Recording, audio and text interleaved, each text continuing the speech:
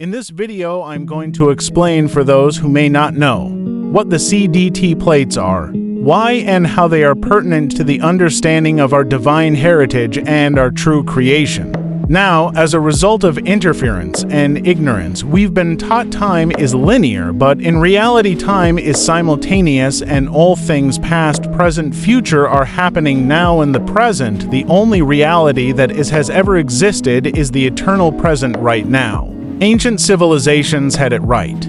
Their mathematical scales always started at 1 and rarely incorporated 0.0 does not exist, and by learning and understanding source and how it works, one can understand many things. Time is relative to the individual. All dimensions higher and lower, and everything in creation is all happening right now. It's just that source, when he created this creation, created repulsion zones. These are what allow for the different dimensions to be experienced individually and separate, and to allow for an experienced linear concept of evolution to take place. That is what this creation is, and we all are parts of Source having an individuated manifest experience of itself.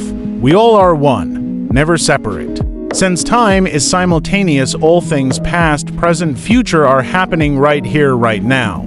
So, as you activate your DNA and you accumulate and accrete frequency, you naturally raise your vibration. Ascension, by definition, really means the expansion of one's consciousness. And to expand one's consciousness, it has to accrete frequency and quantum in each life, thus activating their DNA bands, which trigger the alchemizing process and take all that is within itself, which might have been polarized or appear to have been separated, to come back in a state of oneness. This can be similar to nuclear fusion or fission, but essentially are particles and antiparticles fuse, coming together. That process, as all DNA strands are integrated, including substrands, and activates, transfiguring and transforming, creating a unification of particle and antiparticle. When this unification happens, all comes together in a magical dance or connection. This is when everything turns into light, and at that moment a being can ascend and go to its next location for its continued evolution.